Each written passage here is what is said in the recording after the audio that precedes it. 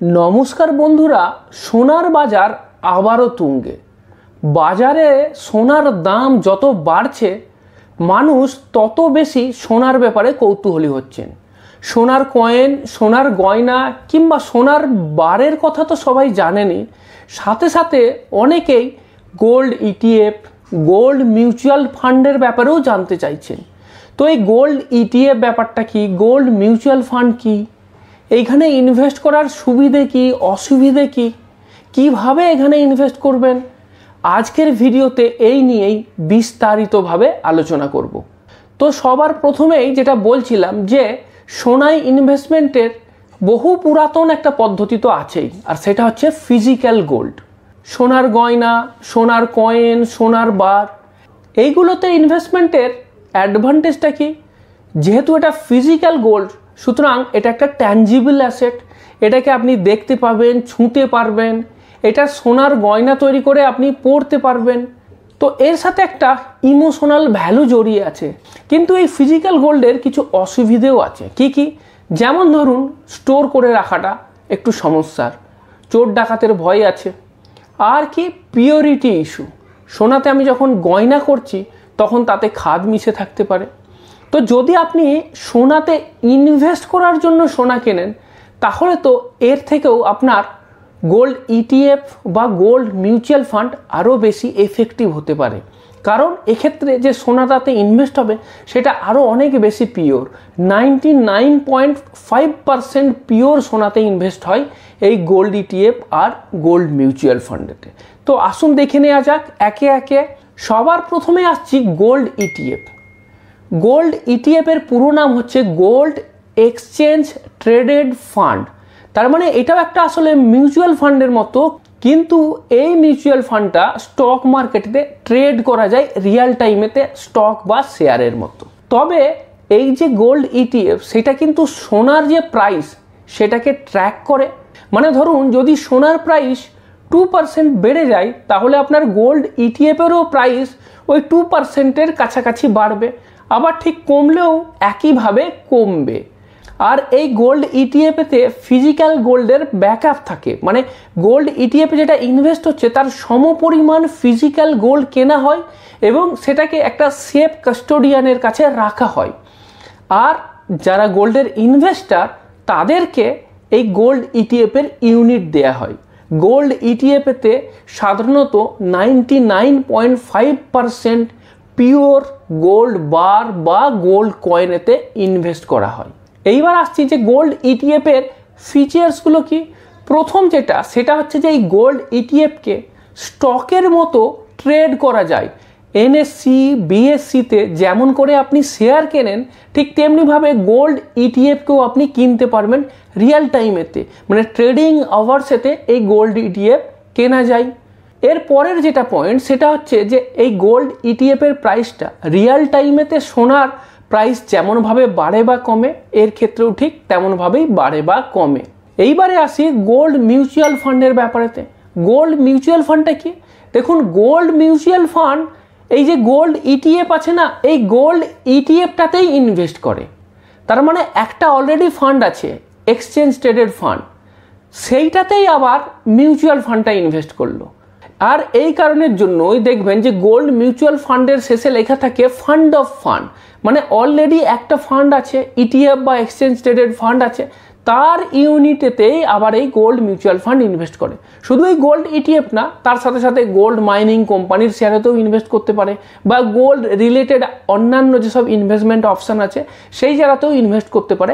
তবে একটা প্রধান ইনভেস্টমেন্টের জায়গা হচ্ছে গোল্ড ইটিএফ। তাহলে এই গোল্ড মিউচুয়াল ফান্ডের ফিচার্সটা কি? প্রথম যেটা আছে, এই গোল্ড মিউচুয়াল ফান্ড একটা ফান্ড ম্যানেজার ম্যানেজ করে। এরপর এই গোল্ড মিউচুয়াল ফান্ডেতে আপনি এসআইপি বা লামসামের মতো করে এখানে ইনভেস্ট করতে পারবেন। এখানের এনএভিটা কিন্তু প্রতি মুহূর্তে চেঞ্জ হবে না। যেমনভাবে গোল্ড ইটিএফের প্রাইসটা প্রতি মুহূর্তে চেঞ্জ হয়, এক্ষেত্রে কিন্তু দিনের শেষে একবার যেমন মিউচুয়াল ফান্ডের ক্ষেত্রে এনএভি চেঞ্জ হয়, এক্ষেত্রেও সেই একবার এনএভি ডিক্লেয়ার হবে দিনে। এই গোল্ড মিউচুয়াল ফান্ড যারা স্মল ইনভেস্টার বা আপনি রেগুলার ইনভেস্ট করতে চান, এসআইপির মতো করে ইনভেস্ট করতে চান, তাদের জন্য সুটেবল। এরপরে আসছি যে গোল্ড ইটিএফ আর গোল্ড মিউচুয়াল ফান্ডের তফাৎটা কি, এইটা জানা কিন্তু খুব জরুরি। সবার প্রথমে যদি নেচারটা দেখি, গোল্ড ইটিএফ কি, এটা আসলে একটা exchange traded security. Gold mutual fund কি, এইটা কিন্তু একটা মিউচুয়াল ফান্ড স্কিম। সেলিং বাইংটা গোল্ড ইটিএফ এর কোথায় হবে? স্টক এক্সচেঞ্জেতে হবে। স্টক এক্সচেঞ্জ থেকেই আপনাকে গোল্ড ইটিএফ কিনতে বা বেচতে হবে। কিন্তু মিউচুয়াল ফান্ড যখন আপনি কিনবেন তখন কোত্থেকে কিনবেন? গোল্ড মিউচুয়াল ফান্ড কিনবেন আপনি এএমসির কাছ থেকে বা ব্রোকারের থ্রু দিয়ে কিনবেন। এরপরে মিনিমাম ইনভেস্টমেন্ট, গোল্ড ইটিএফে যদি আপনাকে ইনভেস্ট করতে হয় তাহলে আপনাকে মিনিমাম একটা ইউনিট কিনতে হবে। আর গোল্ড মিউচুয়াল ফান্ডে মিনিমাম এসআইপি ধরুন 500 টাকা দিয়ে শুরু হতে পারে। এরপরে আসছি কস্ট। গোল্ড ইটিএফের ক্ষেত্রে এর এক্সপেন্স রেশিওটা কম, কিন্তু গোল্ড মিউচুয়াল ফান্ডের ক্ষেত্রে এর এক্সপেন্স রেশিওটা ইটিএফের থেকে বেশি হবে। কেন? কারণ অলরেডি ইটিএফের একটা এক্সপেন্স রেশিও আছে, তার উপরে যে মিউচুয়াল ফান্ড যে এএমসি তারাও কিছুটা চার্জ নেবে, তাহলে কি ডাবল কস্টিং হয়ে গেল। সেই কারণের জন্য এর এক্সপেন্স রেশিওটা হায়ার সাইডে হবে। এরপরে হচ্ছে ইনভেস্টমেন্টের কনভিনিয়েন্স যদি দেখেন, তাহলে গোল্ড ইটিএফের ক্ষেত্রে কিন্তু আপনার ডিম্যাট অ্যাকাউন্ট, ট্রেডিং অ্যাকাউন্ট এই সমস্ত লাগবে। গোল্ড মিউচুয়াল ফান্ডের ক্ষেত্রে কিন্তু এরকম লাগবে না। এক্ষেত্রে আপনি ব্যাংকেতে গিয়েও গোল্ড মিউচুয়াল ফান্ড কিনতে পারেন, বা কোনো ব্রোকারের কাছ থেকে কিনতে পারেন, বা বিভিন্ন ধরনের অনলাইন যেসব অ্যাপ আছে, যেই অ্যাপের সাহায্যে বর্তমানে আপনি অন্যান্য ইকুইটি মিউচুয়াল ফান্ড কিনছেন তার থ্রু দিয়েও কিনতে পারেন। এইবার সবথেকে গুরুত্বপূর্ণ যে পয়েন্টটা, সেটা হচ্ছে যে গোল্ড ইটিএফ আর গোল্ড মিউচুয়াল ফান্ড এদের অ্যাডভান্টেজ আর ডিসঅ্যাডভান্টেজগুলো জানা জরুরি। তবেই না আপনি ডিসিশান নিতে পারবেন যে গোল্ড ইটিএফ কিনবেন না গোল্ড মিউচুয়াল ফান্ড কিনবেন। গোল্ড ইটিএফের যদি আমি অ্যাডভান্টেজ দেখি, প্রথম যেটা সেটা হচ্ছে এর কস্টিং লোয়ার হবে। কারণ আমি বলেইছি যে এটা ইটিএফটা ডাইরেক্ট, মিউচুয়াল ফান্ডের ক্ষেত্রে ফান্ড অফ ফান্ড হবার জন্য ডাবল কস্টিং হয়ে যায় বা ডাবল এক্সপেন্স হয়ে যায়। এক্ষেত্রে কিন্তু সিঙ্গেল এক্সপেন্স, শুধু ইটিএফটারই এক্সপেন্স, সেই কারণের জন্য এর এক্সপেন্সটা কম হয়। রিয়েল টাইম ট্রেডিং সবথেকে ইম্পর্টেন্ট। দিনের যে কোনো সময়ে আমি এটা কিনতে বা বেচতে পারি। দিনের কোনো একটা সময়ে হঠাৎ করে গোল্ডের প্রাইস যদি কমে যায়, আপনি সেই সময়তেই ওই গোল্ড ইটিএফটা কিনে নিতে পারেন। কিন্তু মিউচুয়াল ফান্ড তো আর সঙ্গে সঙ্গে কেনা যাবে না, দিনের শেষ পর্যন্ত ওয়েট করতে হবে। হতেই পারে যে দিনের শেষে আবার সোনার প্রাইসটা বাউন্স ব্যাক করে আগের জায়গায় চলে এলো, তাহলে এই মাঝখানে যে গোল্ডের প্রাইসটা কমে গিয়েছিল সেই অ্যাডভান্টেজটা আপনি নিতে পারবেন না। এরপরে যদি আমি আসি যে গোল্ড মিউচুয়াল ফান্ড, তার অ্যাডভান্টেজ কি? প্রথম অ্যাডভান্টেজ হচ্ছে যে স্মল ইনভেস্টার যারা, তারা এসআইপির থ্রু দিয়ে বা এসআইপির মাধ্যমে এখানে ইনভেস্ট করতে পারে। প্রতি মাসের একটা নির্দিষ্ট দিনেতে আমি এসআইপি স্টার্ট করে দেবো এবং অটো ডেবিট অপশান সেখানে সিলেক্ট করে দেবো। প্রতি মাসে মাসে আমার টাকা কেটে নেবে এসআইপিতে। কিন্তু গোল্ড ইটিএফেতে সেইভাবে তো এসআইপি করা যাবে না। সেক্ষেত্রে আপনাকে প্রতি মাসের একটা দিন ঠিক করতে হবে, সেই দিনেতে গিয়ে আপনাকে নিজে থেকে এখানেতে কিনতে হবে টাকা দিয়ে। এর পরের যে অ্যাডভান্টেজ সেটা হচ্ছে যে গোল্ড মিউচুয়াল ফান্ডেতে ইনভেস্ট করার জন্য কিন্তু আপনার ডিম্যাট অ্যাকাউন্ট লাগে না। এইটা একটা ভালো। ধরুন আপনি ইনভেস্ট করতে চান কিন্তু এই সমস্ত হাঙ্গামায় যেতে চান না, ডিম্যাট অ্যাকাউন্ট খোলা, ট্রেডিং অ্যাকাউন্ট খোলা, এই সমস্ত হাঙ্গামাতে আপনি যেতে চান না, তাহলে গোল্ড মিউচুয়াল ফান্ডে আপনি ইনভেস্ট করতে পারেন। প্রফেশনালি ম্যানেজড, কারণ মিউচুয়াল ফান্ডের ক্ষেত্রে একটা ফান্ড ম্যানেজার আছে, তিনি এইগুলো দেখে নিতে পারবেন। আর কি অ্যাডভান্টেজ আছে সেটা হচ্ছে যে অটোমেটিক্যালি ব্যাংক বা অ্যাপের থ্রু দিয়ে আপনি প্রতি মাসে মাসে এখানে ইনভেস্ট করতে পারবেন। আপনাকে কিন্তু নিজে থেকে অ্যাক্টিভলি এখানেতে ইনভেস্ট করার কথা ভাবতে হবে না। যেমনভাবে আপনার এসআইপি চলে মিউচুয়াল ফান্ডে, সেরকম এখানে তো এসআইপি চলবে। লং টার্ম ওয়েলথ ক্রিয়েশনের জন্য এটা একটা বেটার অপশান, কারণ আপনি চাইলে কি কন্টিনিউয়াস এটা চালিয়ে যেতে পারেন। 5 বছরের জন্য ইনস্ট্রাকশন দিয়ে দিলেন, 5 বছর ধরে এখানে কাটতেই থাকবে টাকা। এরপরে আসি গোল্ড ইটিএফ আর গোল্ড মিউচুয়াল ফান্ডের ট্যাক্সেশনে। যে কোনো ধরনের ইনভেস্টমেন্টেতেই আপনার যে প্রফিট বা লাভ হলো, সেই লাভের উপরেতে ট্যাক্স কত কাটবে সেটা তো জানতে হবে। প্রথমেই আসি গোল্ড ইটিএফের কথায়। 1 এপ্রিল 2025 থেকে এই গোল্ড ইটিএফ আর গোল্ড মিউচুয়াল ফান্ডের ট্যাক্সেশনের রুল চেঞ্জ হয়েছে। আপনাকে আমি নতুন রুলটা বলছি। নতুন রুলটা কি? তো গোল্ড ইটিএফের ক্ষেত্রে যদি আপনি ইনভেস্ট করার 12 মাস বা তার আগেতেই বিক্রি করে দেন, তাহলে আপনার যে গেনটা হবে সেটাকে বলা হয় শর্ট টার্ম ক্যাপিটাল গেন। আর শর্ট টার্ম ক্যাপিটাল গেন আপনার ইনকাম ট্যাক্সের স্ল্যাব রেট অনুযায়ী আপনাকে ট্যাক্স দিতে হবে। এইবার যদি আপনি এই যে গোল্ড ইটিএফ সেটাতে ইনভেস্ট করার পর 12 মাসের পরে বিক্রি করেন, মানে 1 বছর হোল্ড করার পরে যদি বিক্রি করেন, তাহলে সেটা আসে লং টার্ম ক্যাপিটাল গেন। 12.5% আপনার গেনের উপরেতে ট্যাক্স দিতে হবে, কোন রকম ইন্ডেক্সেশন বেনিফিট থাকবে না।